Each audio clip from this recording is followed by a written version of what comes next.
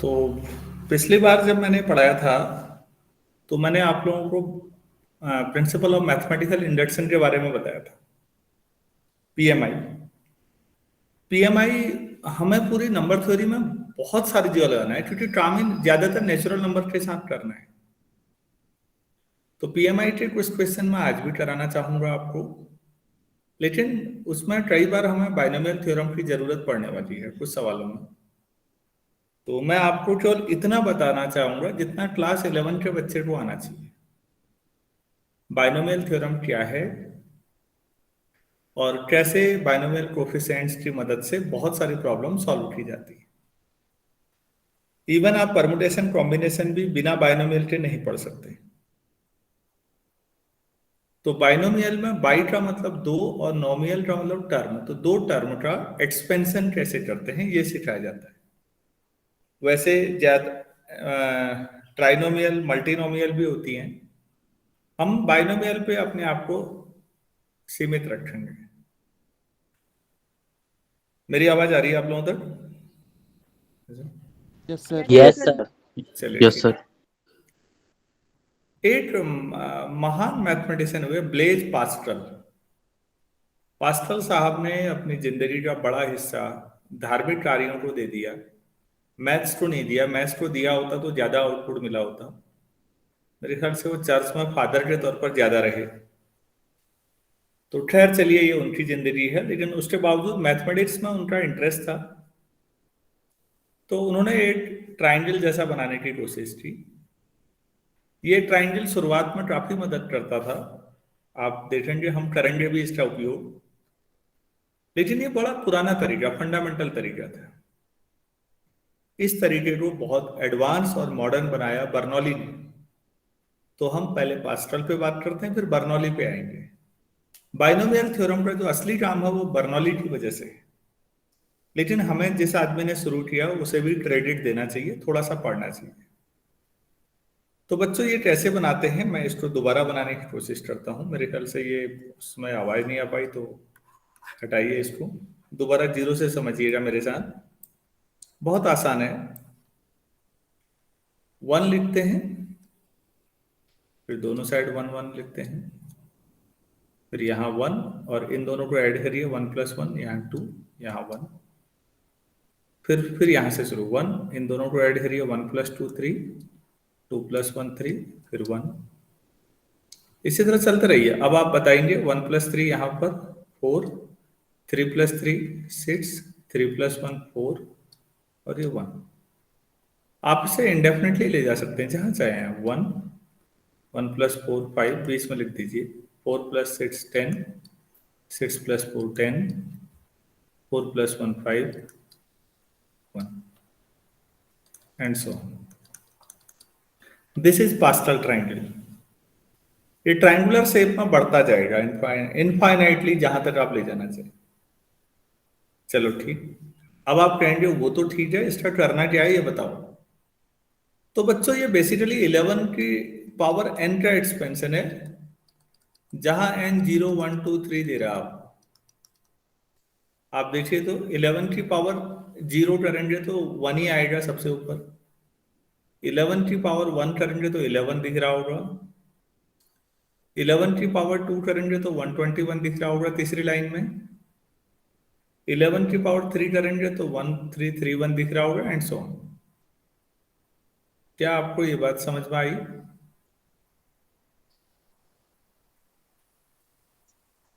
ये लॉजिक समझ में आया नहीं आया? Yes sir. एक तो आपको यहां से 11 का स्क्वायर दिख रहा होगा, 11 की पावर n का। दूसरा, ये बाइनोमियल कोफिशिएंट है कहीं पर भी, मतलब इन जनरल दो टर्म ले लीजिए। अगर आप उनकी पावर 0 लेते हैं तो आप उसे 1 लिखेंगे।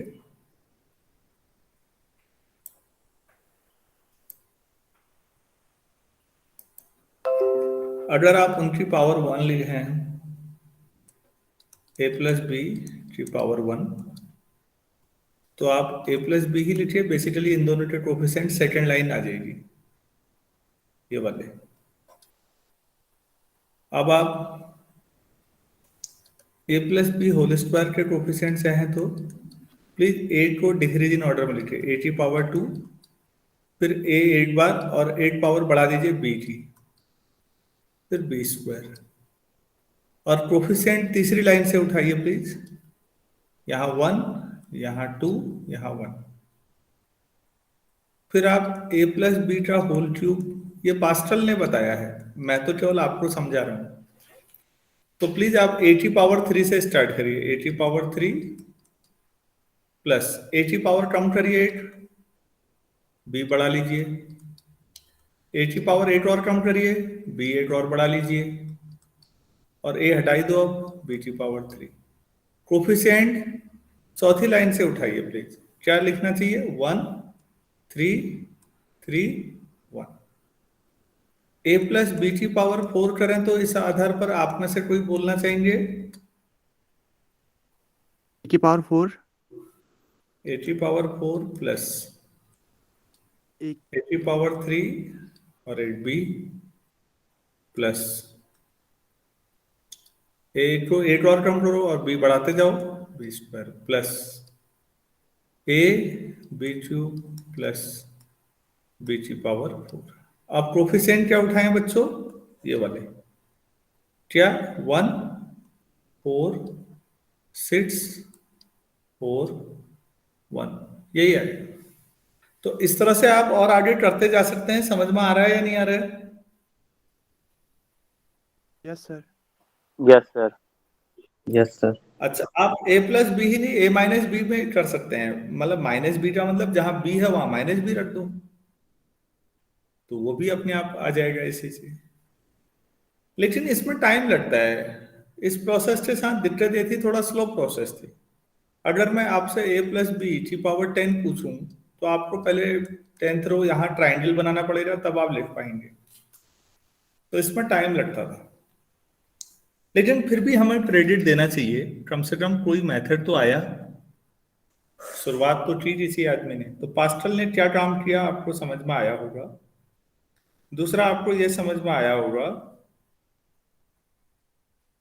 कि जो कोफिशिएंट हैं वो सिमेट्रिक हैं बच्चों।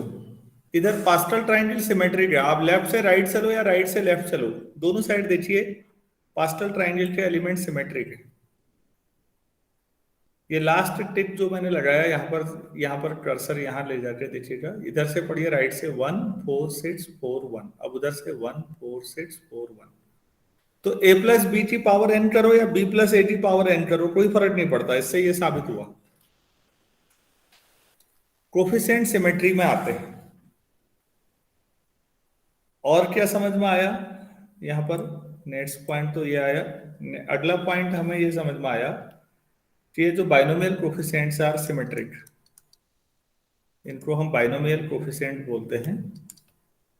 बाइनोमियल कोफिशिएंट्स आर सिमेट्रिक, मतलब आप लेफ्ट साइड से देखो या राइट साइड से, ये लास्ट वाला ही देख लो, 1, 5, 10, 10, 5, 1, अब इधर से पढ़ो तब भी वही आएगा, तो ये सिमेट्रिक है। दूसरी बात, अगर मैं आपसे ये कहूं कि a प्लस बी की पावर n की में कितनी टर्म कितनी आएंगी इसके एक्सपेंशन में, तो आप क्या लॉजिक निकाल पा रहे हो, जरा देखो तो। n+1। देखो बच्चों, अगर a प्लस बी की पावर 1 था, पावर 1 है यहाँ पर, तो यहाँ 2 टर्म है, पावर 2 है तो 3 टर्म है, पावर 3 है तो 4 टर्म है, पावर 4 है तो 5 टर्म है, तो पावर n होगा तो तो आप यहां से लिख लीजिएगा इसको पूरा, number of terms in the expansion of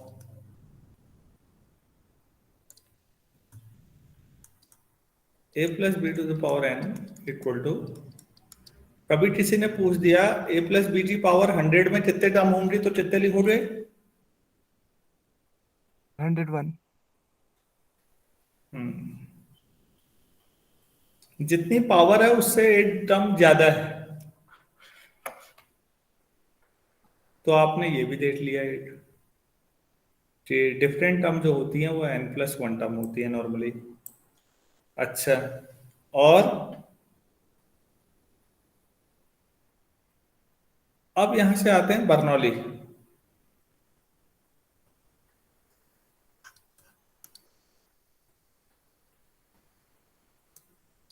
असली बाइनोमियल थ्योरम बर्नौली का काम है, लेकिन बर्नौली समझाने से पहले बच्चों मैं थोड़ा सा रफ वर्क आपको समझाना चाहूंगा। बर्नौली ने ये समझाया सिंबल, तो पहले उस सिंबल को समझते हैं। एनसीआर, या कई लोग उसको ऐसे लिखते हैं एनआर, दोनों side bracket, factorial N, factorial R, factorial n-r। अगर आप क्लास में n बच्चे हैं और मुझे r सेलेक्ट करना है, तो जाहिर सी बात है जो r होगा वो ऐसा होगा। यहां पर आपको कुछ चीजें सीखनी होंगी। एनसीआर उतना ही होता है जितना एनसी n-r, ये बराबर होता है। दूसरी बात यह है NC0 उतना ही होगा जितना NCN होगा, फिर R0 रख लो मतलब, और ये 1 होता है। n में से किसी का भी सिलेक्शन नहीं करना है तो एक ही तरीका है, और n में से सभी का सिलेक्शन करना है तो भी एक ही तरीका है। जब सभी का करना है तो दूसरा कौन सा तरीका होगा? NC1 है तो ये n आएगा, NC2 है तो nn-1/2 etcetera.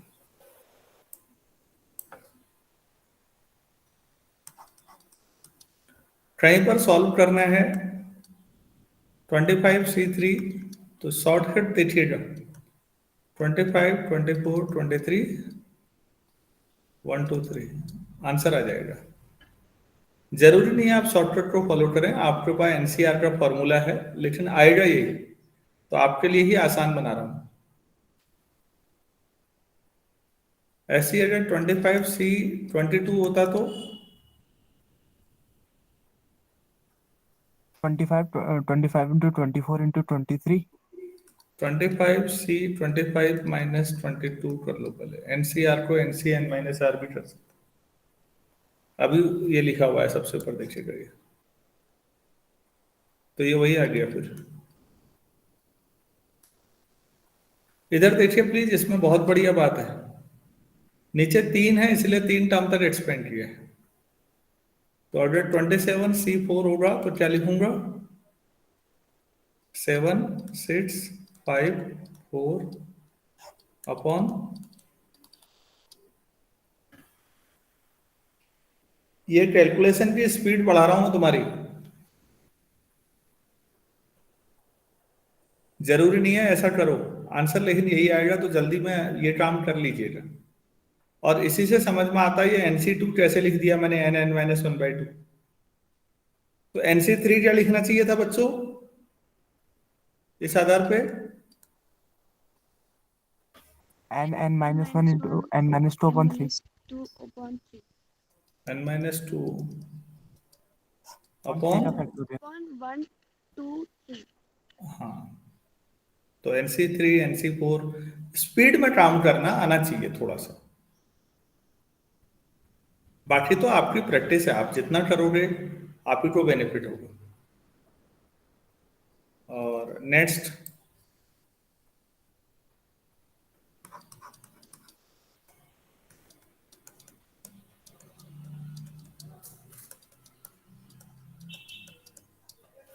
NCR plus NCR-1 equal to n+1 CR होता है।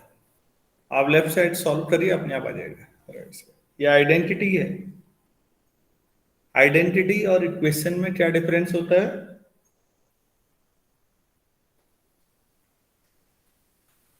द्वाराहाट से अलावा कोई और बच्चे बोलिए प्लीज, इन लोगों को तो मैंने कई बार यही बोले जा रहे हैं। और कोई बोलिएगा, सवाल है what is the difference between identity and equation. Hindi में सर्व समीका और समीकरण में क्या अंतर है?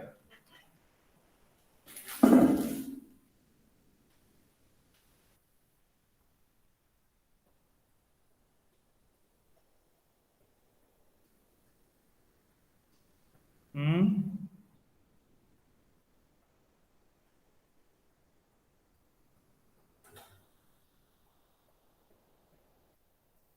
हेलो। अरे कुछ भी बोल दो, गलत हो रहा मैं सुधारूंगा। सर आइडेंटिटीज वेल प्रूव्ड होती हैं, इक्वेशन नहीं होती। ठीक हो गया, आपने अपनी राय व्यक्त की बेटा, बोलो, कोई दिक्कत नहीं, घबराओ मत। सर इक्वेशन के लिए हर वैल्यू अलग अलग आएगी और आइडेंटिटीज वेल प्रूव्ड होती हैं। वेल प्रूव्ड कोई चीज मैथ्स में नहीं पढ़ी नहीं होती है आपने ना अभी। ये बहुत शानदार क्वेश्चन है किसी इंटरव्यू के लिए। व्हाट इज द डिफरेंस, अपने नोट्स में कहीं डाल लेना बच्चों, बिटवीन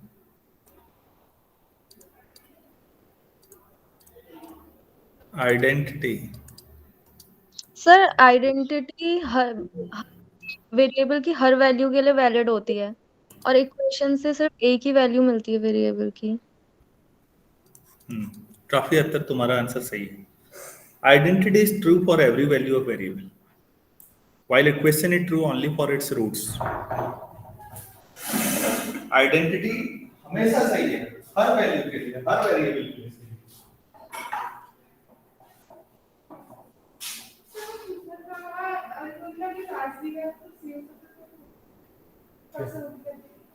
चलो, सुन के 11 बजे चले जाना जाना है।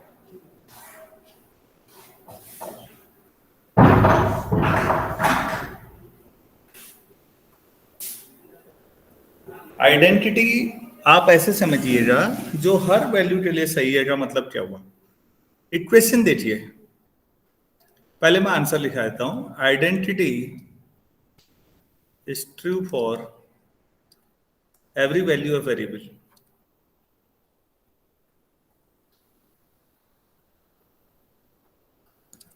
while equation is true only for its roots.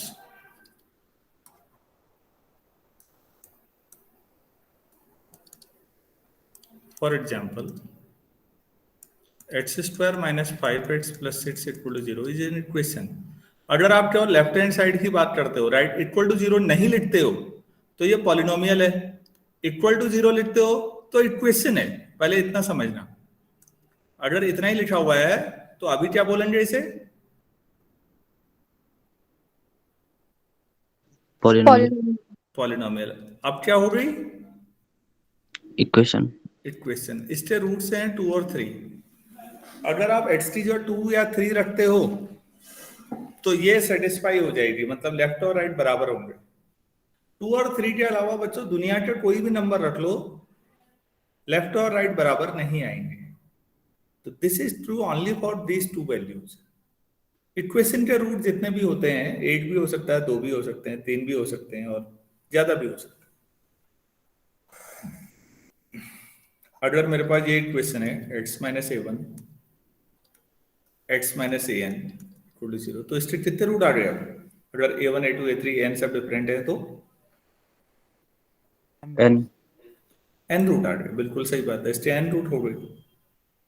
तो इक्वेशन अपने रूट्स के लिए सही है, उसके अलावा किसी और के लिए सही नहीं होती। अब आइडेंटिटी की बात करते हैं। Sine square X plus cos square X minus one equal to zero. अब एक्स तो कोई भी रियल नंबर रख लो, कोई दिक्कत नहीं है। इस इक्वेशन में आप एक्स कुछ भी रियल नंबर रख लो, ये हमेशा सही है या नहीं।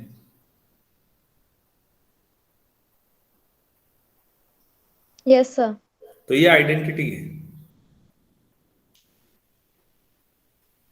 तो आइडेंटिटी जो है वो हर वैल्यू के लिए सही होती है। इक्वेशन अपने रूट्स के लिए सही होती है। कभी अगर ऐसा पूछा जाएगा तो आप लोग सही तरह से सेटिस्फाई कर लेंगे ना। Yes sir. ठीक, यहीं पर मुझे एक चीज और याद आ रही है, तो अब आउट ऑफ ट्रैक चल रहा हूँ लेकिन पढ़ा देते हैं। साइन स्क्वायर एक्स, इसका बाइनोमियल से रिलेशन नहीं है बच्चों। अब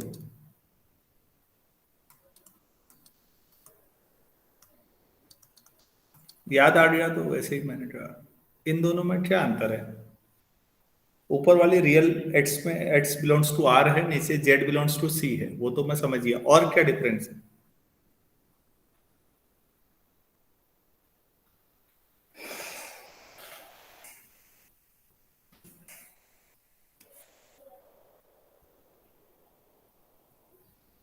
ऐसा पढ़ा है किसी ने? दोनों में क्या डिफरेंस? अरे घबराया मत करो, नहीं आता तो नहीं आता, मैं मदद करने के लिए हूं तो सही, लेकिन तुम्हें एक्सेप्ट करना चाहिए कि आता है या नहीं आता है, ये पूछ रहा हूँ। नहीं आता सर। बच्चों ऊपर वाले में ये रियल एनालिसिस की आइडेंटिटी है, ऐसा लिखोगे या नहीं?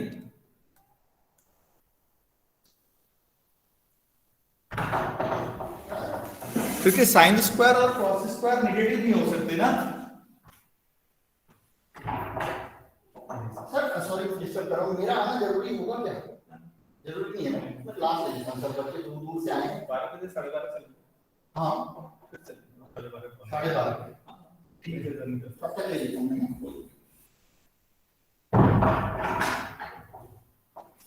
हाँ बच्चों, ये बात सही है या नहीं जो मैंने ऊपर लिखी है? Yes sir. ये रियल में बच्चों किसी भी रियल नंबर की आइडेंटिटी रियल एनालिसिस में किसी का भी स्क्वायर नेगेटिव नहीं हो सकता। अच्छा, कॉम्प्लेक्स में स्क्वायर नेगेटिव हो सकता है क्या?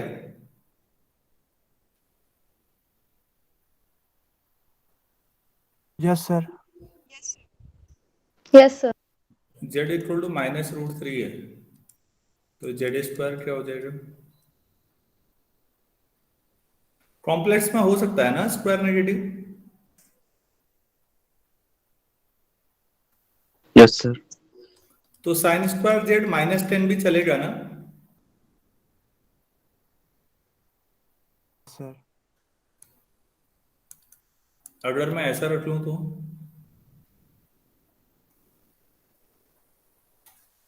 प्रॉब्लम क्या है? तो बच्चों ये बहुत जबरदस्त चीज है, कॉम्प्लेक्स में sine Z unbounded, sine cross unbounded function बनते हैं। कॉम्प्लेक्स एनालिसिस अभी हम पढ़ेंगे, तब आप रियलाइज करेंगे कि अरे बाप रे कितना बड़ा डिफरेंस है दोनों में। रियल में अगर साइन ऊपर वाली आइडेंटिटी, फिर मैं दोबारा समझा रहा हूं, ऊपर वाली आइडेंटिटी जो रियल में है बच्चों, ये वाली यहां पर एक्स रियल नंबर है, तो यहां अगर साइन, सब जानते हैं कि साइन अगर 1 होगा तो क्रॉस 0 होगा, क्रॉस 1 होगा तो साइन 0 होगा, बाकी दोनों बीच में से होंगे, बस जोड़ जाड़ के 1 आ जाएगा। तो साइन स्क्वायर और क्रॉस स्क्वायर 0 1 से बाहर नहीं जा सकते। तो क्या यहाँ साइन और क्रॉस बाउंडेड हुए या नहीं हुए? यस सर, बाउंडेड हुए। ठीक है ना? रियल में साइन क्रॉस बाउंडेड होते हैं, वैसे भी आपको मालूम है साइन और क्रॉस के बारे में। कॉम्प्लेक्स में आप कैसे बोल सकते हैं बाउंडेड है? आप कैसे कह रहे हैं नेगेटिव नहीं होगा? क्यों नहीं होगा? लो,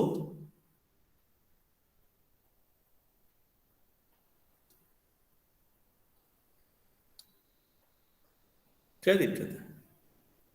ये क्यों नहीं हो सकता? तो खाली ये एक्स की जो है जेड लिख देने को कॉम्प्लेक्स एनालिसिस नहीं बोलते बच्चों। अगर ऐसा होता तो जहां एफ एक्स पढ़ा रहे हो वहां एफ जेड पढ़ा लो ना, दिक्कत क्या है?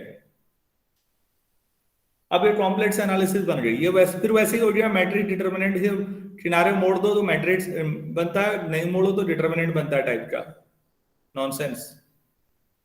दोनों में फंडामेंटली बहुत बड़ा अंतर है। क्या मैं समझा पाया थोड़ा? Yes sir. Yes sir. एक ही Yes, जैसी sir. आइडेंटिटी है, लेकिन दोनों डिफरेंट ब्रांचेज में जमीन आसमान का अंतर है। यहाँ साइन जेड और क्रॉस जेड अनबाउंडेड होने जा रहे हैं आपके, यहाँ नेगेटिव भी हो सकते हैं, पॉजिटिव भी हो सकते हैं, कह नहीं सकते। आइडेंटिटी साइन, बल्कि रियल एनालिसिस और कॉम्प्लेक्स एनालिसिस का जो डिफरेंस है, शुरू में डिफरेंस ही जो समझा देना चाहिए बच्चों को कि भाई ये बहुत बड़ा डिफरेंस है दोनों में। उसके बाद हमें कॉम्प्लेक्स आगे शुरू करनी चाहिए, ताकि क्वेश्चन करना बहुत छोटी बात है। आखिर पढ़ क्यों रहे हैं ये समझाना ज्यादा जरूरी बात है। यार मैं बहुत आगे चले गया ना, मैं कहाँ पढ़ा रहा था, इधर। अरे तुम्हें आइडेंटिटी और इक्वेशन समझाई पहले मैंने, ये समझ में आया? Yes sir. हाँ, आइडेंटिटी क्या होती है, इक्वेशन क्या होती है। आइडेंटिटी, अच्छा आइडेंटिटी में ही मुझे कुछ और याद आ गया तो वो भी बता दूं।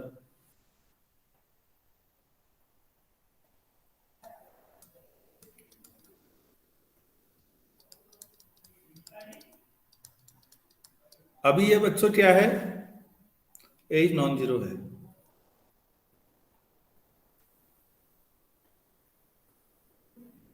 इसको क्या कहेंगे हम? सेकेंड डिग्री की पॉलिनोमियल। या quadratic equation equal to zero है तो पॉलिनोमियल बोल सकते हैं। Yes sir. Sir equation. No ठीक, सर। इससे कितने रूट आएंगे? Sir 2 two roots. 2 रूट।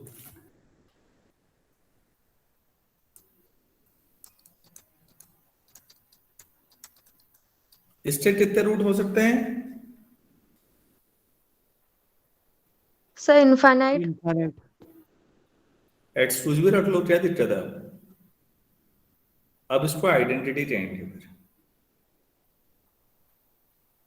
क्या बोलेंगे? आइडेंटिटी।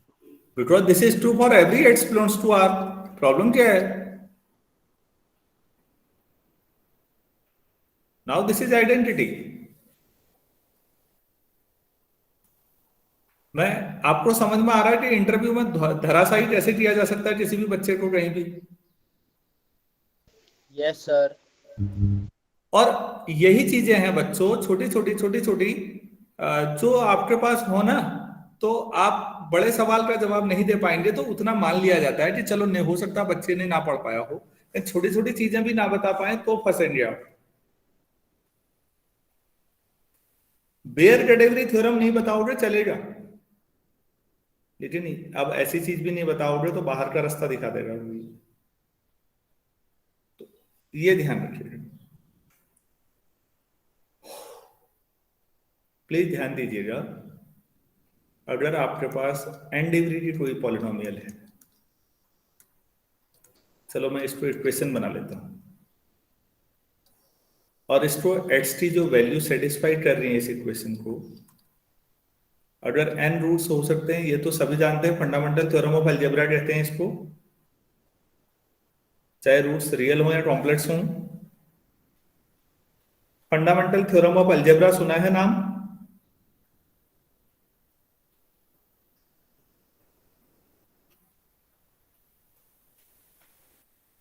अब तुम तो मानने को भी तैयार नहीं है कि सुना है कि नहीं सुना है।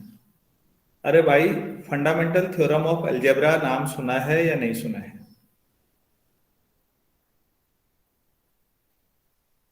नहीं सुना सर। औरों का भी पूछने देते हैं, तुमने हो सकता ना सुना हो, बीएससी वालों ने, एमएससी वालों ने सुना है या नहीं?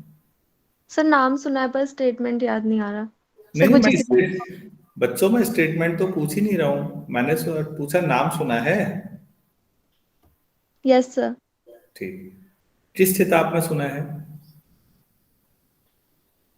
सर कॉम्प्लेक्स है। हाँ ठीक है, ये बाकी बच्चे भी हैरान होंगे लेकिन ये सच्चाई है कि फंडामेंटल थ्योरम ऑफ अलजेब्रा के जो शुरुआती प्रूफ हैं वो कॉम्प्लेक्स में है, और मेरे ख्याल से कई सारे प्रूफ गॉस ने अकेले दिए। ये क्या कह रहे हैं कि n डिग्री की पॉलिनोमियल के n रूट्स होंगे, रूट्स चाहे रियल हो या कॉम्प्लेक्स हो। इसमें जो a0 a1 an है ये सब रियल या कॉम्प्लेक्स फील्ड से लिए गए होंगे कोफिशिएंट, तो इसके n रूट होंगे। ठीक है, इसका मतलब इस इक्वेशन को n x की n वैल्यू सेटिस्फाई कर रही होंगी। क्लियर है? यही फंडामेंटल थ्योरम ऑफ अलजेब्रा है। गॉस का ये बहुत शानदार काम है बच्चों, इसके बहुत सारे प्रूफ हैं। कॉम्प्लेक्स आपको अलजेब्रा की प्रॉब्लम सॉल्व करके दे रही है, रूट्स निकाल के दे रही है इसके, लेकिन अगर इसको H T N plus 1 value या H T N plus 2 value भी सेटिस्फाई कर रहे हैं इस इक्वेशन को, एक्स टी इतनी वैल्यू सेटिस्फाई कर दे रही है, तो बच्चों ये तभी पॉसिबल है जब ये आइडेंटिटी हो।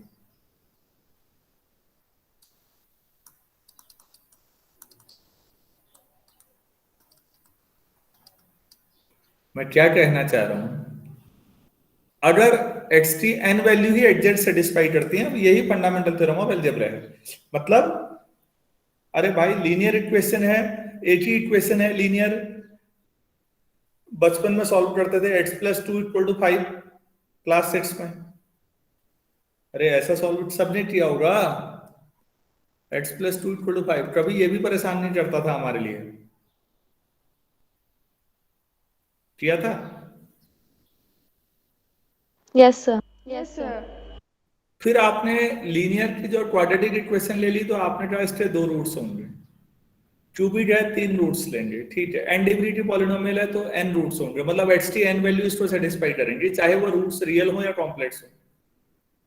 लेकिन अगर मैं ये कह रहा हूं कि n डिग्री की पॉलिनोमियल को एक्स टी एन से ज्यादा वैल्यू सेटिस्फाई कर दें, तो माना n+1 वैल्यू या n+2 वैल्यू टोटल सेटिस्फाई कर दें, तो ये तभी पॉसिबल है जब ये एक आइडेंटिटी, और आइडेंटिटी होते समय सारे कोफिशिएंट 0 होंगे, ये इस फॉर्मा होगी। इसी का पर्टिकुलर सेकंड डिग्री पढ़ाया था अभी ऊपर, देखो क्वाड्रेटिक में। अगर एक क्वाड्रेटिक इक्वेशन को एक्स 2 से ज्यादा वैल्यू सेटिस्फाई कर दें, तो वो आइडेंटिटी होगी। एक क्यूबिक इक्वेशन को एक्स टी 3 से ज्यादा वैल्यू सेटिस्फाई कर रही है, तो वो आइडेंटिटी होगी, 0x³ + 0x² + 0x + 0 = 0 होगी। एक n डिग्री की इक्वेशन, पॉलिनोमियल इक्वेशन को एक्स टी n से ज्यादा वैल्यू सेटिस्फाई कर दें, तो वो आइडेंटिटी होगी। तो क्या मैं समझा पाया? Yes sir. हाँ, n डिग्री की पॉलिनोमियल इक्वेशन के n रूट होते हैं, चाहे रूट्स रियल हों कॉम्प्लेक्स हों, लेकिन n रूट्स होते हैं एग्जैक्टली। ये फंडामेंटल थ्योरम ऑफ अलजेब्रा है जो कि कॉम्प्लेक्स एनालिसिस में पढ़ाई जाती है। लेकिन अगर इसको n से ज्यादा वैल्यू सेटिस्फाई कर दें एक्स की, तो आप कहेंगे सर हो ही नहीं सकता। नहीं, तो आप अब अगली बार से ये बोलिएगा, तो सर ये तभी पॉसिबल है जब सारे कोफिशिएंट 0 होंगे और ये एक आइडेंटिटी।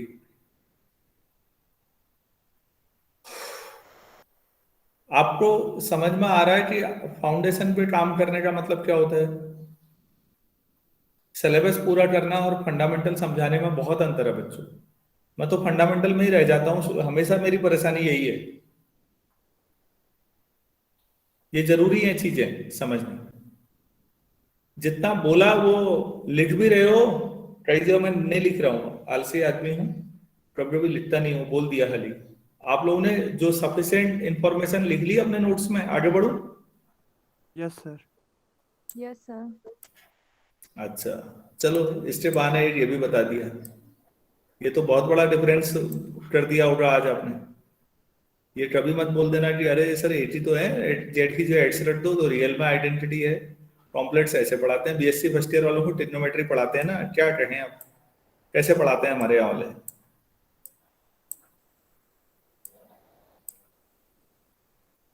ये याद रखिएगा, ये आइडेंटिटी से इतना सा बवाल आया। मैं ये आइडेंटिटी बता रहा था, 20C5 + 20C4, जल्दी से बोलिए कितना लिखूं? 21C4। 21C5।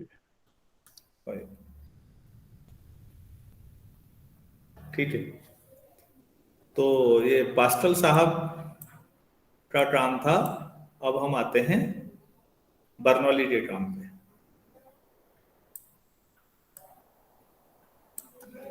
तो बर्नौली साहब ने कहा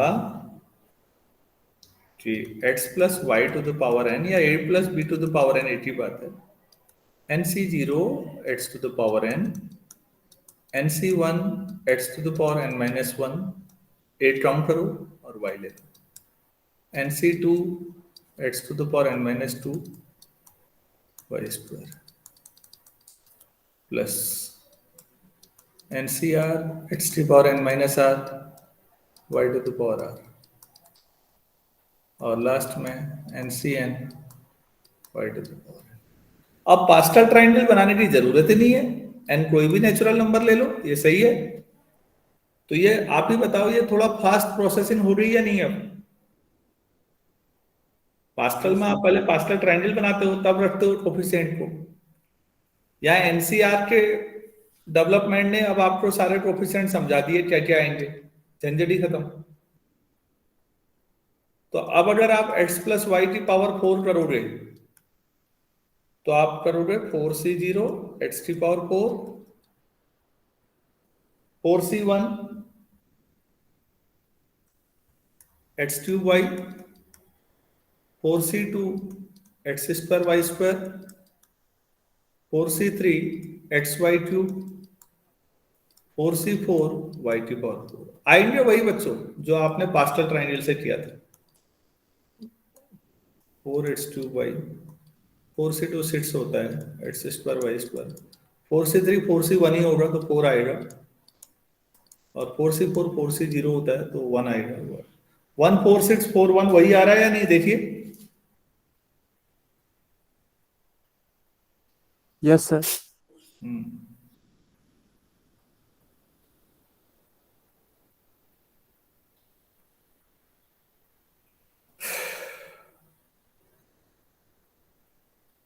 तो ये हमारे पास बर्नौली की वजह से बाइनोमियल थ्योरम है। आप जनरल टर्म ये होती है बच्चों इसकी, इस जनरल टर्म को जो हम लिखते हैं, ये पता नहीं अपने आप ही क्या बना देता है कभी कुछ कभी कुछ। तो जनरल टर्म को हम लोग ऐसे लिखते हैं यहाँ पर बाइनोमियल में, तो उसको टी आर प्लस 1 लिखते हैं, N C R X to the power N minus R और Y to the power R.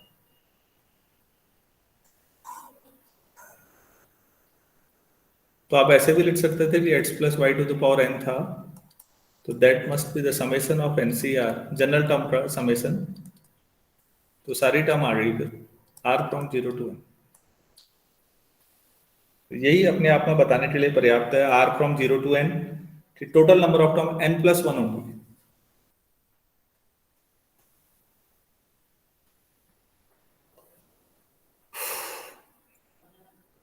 तो ये हमारे पास बाइनोमियल थ्योरम है। अब यहां पर देखिएगा, यहां तक नोट कर लिया है सबने? Yes sir. Yes sir. Yes sir. ठीक है, नोट करने के कुछ पॉइंट्स और भी हैं। x plus Y to the power n, nc0 x, मैं फिर वही लिख रहा हूँ, कुछ नया नहीं। आप दोबारा नहीं लिखना चाहते तो ऊपर लिखा उसको इक्वेशन 1 मान लीजिएगा, nc1 x to the power n minus 1 y plus and so on ncn y to the power n। जो नहीं लिखना चाह रहे ऊपर जहां लिखा है वहां 1 लिख दीजिए। तो x और y दोनों 1 रख देते हैं, देखते हैं क्या आता है। राइट साइड क्या बनेगा, nc0 plus nc1 plus nc2 plus and so on plus ncn। Left side क्या बनेगा बच्चों,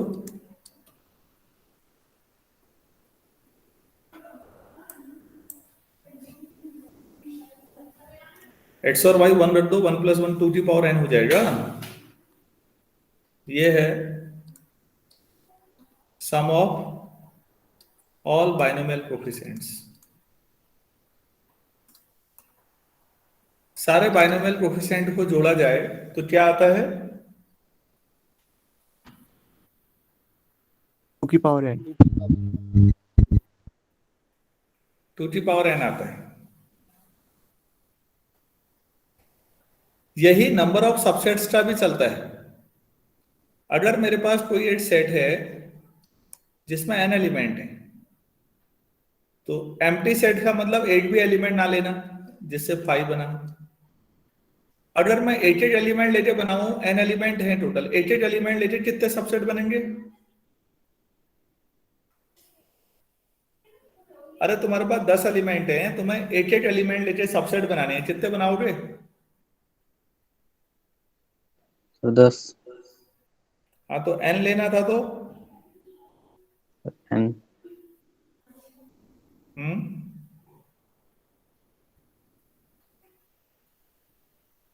सर एन सबसेट। हाँ, एन एन में से तो NC1 एन ही होता है बच्चों, तो ये NC1 को सॉल्व करोगे एन ही आएगा, ये वो है एन जो बने। अगर दो दो करके लें तो ये टर्म आ रही है NC2। अगर सबको 8 साल ले लें तो 8 ही बनेगा, NC0 के बराबर ही होगा, 8 ही आएगा। तो किसी सेट में n एलिमेंट है तो उसके टोटल सबसेट्स की संख्या 2n होती है। कैसे होती है, कभी अगर किसी ने पूछा तो आप कैसे साबित करोगे? एक तरीका ये भी है, और भी तरीके हैं। क्या ये तरीका समझ में आया आपको? Yes sir. Yes sir. आप बाइनोमियल का फॉर्मूला लिखेंगे, x और y 1 रख देंगे, आप कहेंगे सारे बाइनोमियल कोफिशिएंट का सम 2n आता है। अब हम यहाँ से एक्सप्लेन कर देते हैं। NC0 का मतलब है n ऑब्जेक्ट हैं, उसमें से 8 भी नहीं लेना है, तो एम्प्टी सेट वही तो हुआ, 8 हो गया। एक एक करके लेने हैं तो भाई n बन जाएंगे सबसेट। NC1 वही तो हुआ, दो दो करके लेने हैं तो NC2, तीन तीन लेने हैं NC3, सब 8 साल ले लो NCn, तो टोटल सबसेट आपके पास 2n बनेगा। ये तो ये कैसे 2n होता है ये मैंने बताया, क्योंकि ये पढ़ाते तो 50 बार हैं हम कि इस सेट में n एलिमेंट है तो पावर सेट में कितने होंगे। सारे सबसेट्स के कलेक्शन को पावर सेट बोलते हैं बच्चों।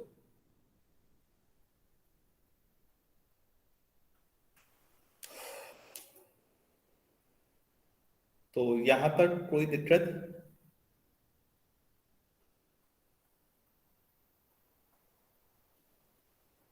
अरे किसी को यहां तक कोई दिक्कत है? अच्छा, फिर इससे और थोड़ा और फंडामेंटल चीज ऐसा करते हैं यार, इसे ना इक्वेशन 2 कर लेते हैं। अब ऐसा करते हैं, x तो 1 रख देते हैं, y -1 रख देते हैं equation 1। We get NC0, NC1, NC2, NC3 और राइट साइड मतलब जो लेफ्ट है 1 -1 0 आ जाएगा।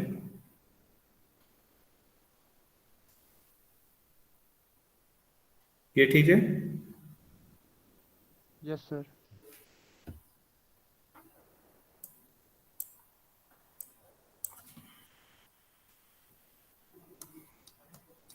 NC0 plus NC2 plus NC4 plus and so on equal to NC1 plus NC3 plus NC5। ठीक, तो ये दोनों बराबर। टोटल सारे कोफिशिएंट ऊपर वाली इक्वेशन देखिएगा, सेकंड इक्वेशन, सेकंड ये है ऊपर वाली, सारे कोफिशिएंट्स का सम 2n है। इसमें NC0, NC2, NC4 सारे इस टाइप के जितने हैं उनको 8 साथ ले लो, उनका सम उतना ही आता है जितना NC1, NC3, NC5 टाइप का आएगा। आप एक बात बताओ, हम दो दोस्त हैं, दोनों के पास मिला के 100 रुपए हैं, और वैसे दोनों के पास बराबर बराबर थे, तो दोनों के पास कितने कितने थे? सर 50। तो बच्चों सारे कोफिशिएंट को मिला के 2n आ रहा है, और वैसे ये सारे कोफिशिएंट जो है का सम उतना ही है जितना इन सब का सम, तो ये कितना आना चाहिए? 2n/2।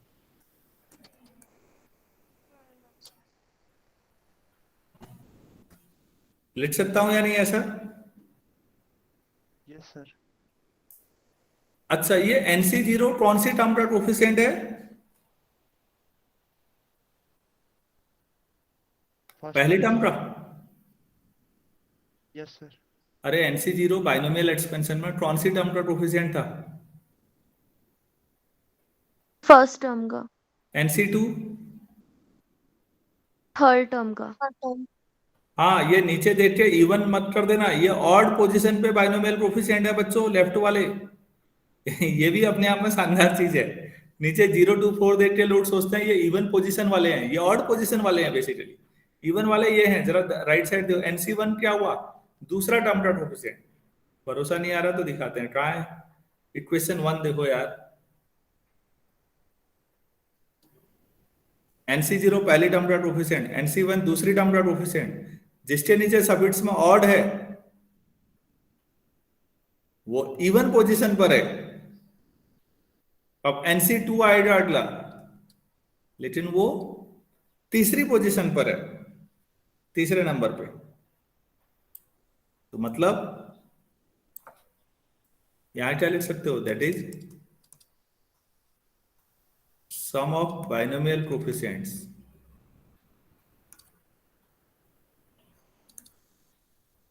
एट, क्या लिखूं इसको, odd position.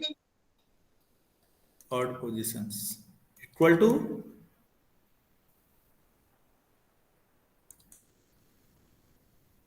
binomial coefficients at even position equal to 2 की पावर n माइनस। बराबर होता है, लेकिन बराबर होता कितना है ये भी तो मालूम होना चाहिए। अब ये कितना सच है कितना झूठ है इसको देखते हैं, थोड़ा सा शुरू का उठा लेते हैं। पास्कल साहब की याद आ गई फिर हमें, यहाँ उठा, अरे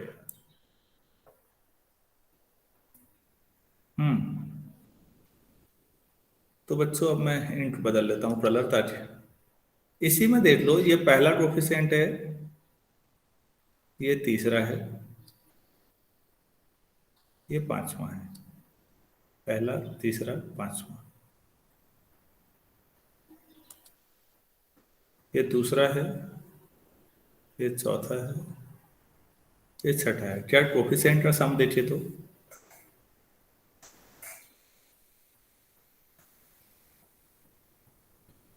सही है। Yes, sir. Yes sir. इसमें 6 टर्म है, तो बाइनोमियल एक्सपेंशन जो आया होगा वो 2 की पावर 5 आया होगा, टोटल सम 32 आएगा, और इनका सम जो है आधा आधा आना है, तो 2 की पावर 5 का आधा 2 की पावर 4 होता है, 2 की पावर n का आधा किससे कह दो तो लोग मानने को तैयार नहीं होते, 2 की पावर n माइनस 1 होता है। हाँ अभी जबकि है बहुत सरल बात। तो यहाँ बाइनोमियल कोफिशिएंट्स का सम इस रो में 2 की पावर 5 आना चाहिए, क्योंकि 6 टर्म है, 6 टर्म है तो 5 पावर रही होगी, तो सारे बाइनोमियल कोफिशिएंट का सम 2 की पावर 5 होगा, तो इन सबको जोड़ के 32 आएगा। तो इधर जोड़ के डायरेक्टली बोलो इतना आना चाहिए, इन सबको जोड़ के, अरे 4 टर्म है तो 3 ही पावर रही होगी, 2 की पावर 3 आना चाहिए। आ रहा है नहीं आ रहा है देखो, Yes, sir.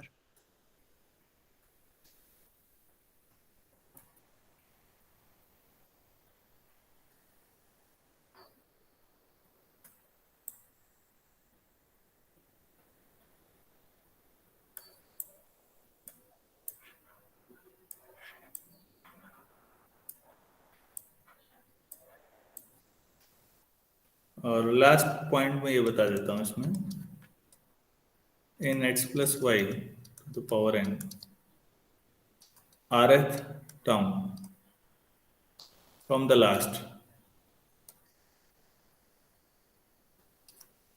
equal to n minus r plus 2th term from the beginning। ऐसा क्यों?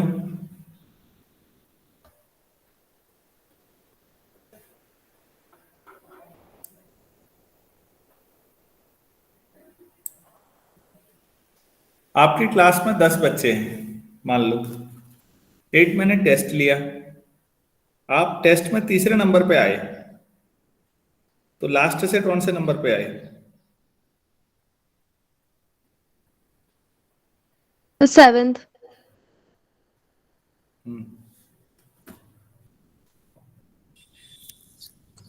Sir 8th।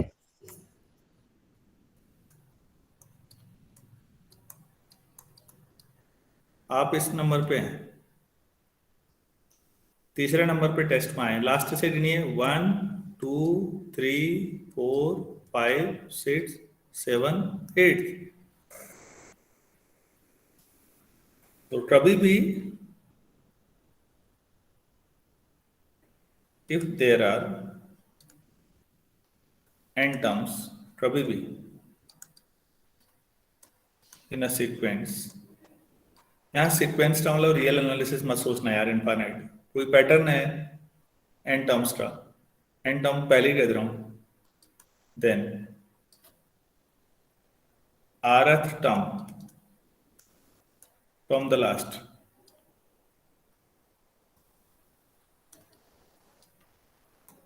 n minus r plus 1th term from the beginning, है या नहीं? आप 10 बच्चों में रख लो, शुरू से तीसरा तो लास्ट 10 minus 3 plus 1, है या नहीं? Yes sir. ये तो बहुत सारे वनडे एग्जाम वाले पूछते रहते हैं, इसमें इधर से ये आया तो उधर से उस साइड से कितने कौन से नंबर पे आएगा, 1000 बच्चे, 2000, 1500 बच्चे, कुछ भी पूछ लो। अरे भाई ये क्लियर है सबको नीचे वाला? Yes sir. तो बच्चों यही फॉर्मूला है ऊपर भी, वहां अंतर इसलिए आ रहा है क्योंकि वहां टोटल अगर पावर n है तो नंबर ऑफ टर्म कितनी है? n+1। ये तो n टर्म में था, ये नीचे वाला, ऊपर वाला n+1 टर्म में है। अगर आप टोटल टर्म तो यही है, बाकी तो यही है उसमें भी फॉर्मूला, देखो।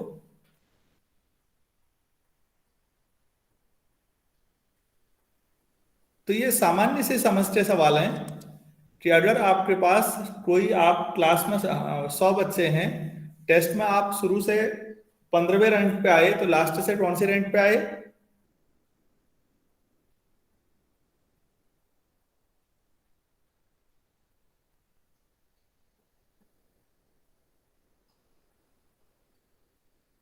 सर 86 है। इतना टाइम लग रहा है?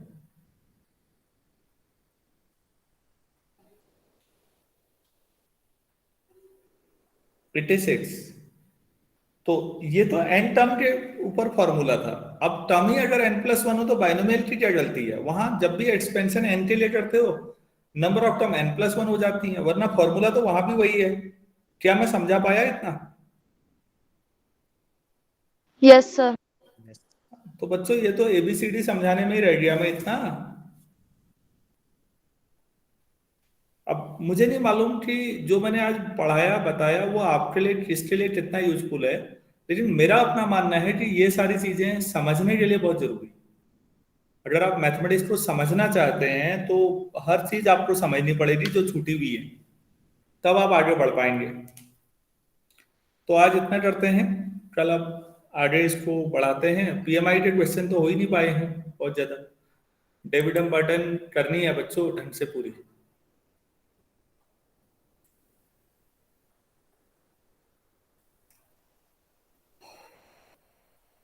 किसी को कुछ कहना तो नहीं है?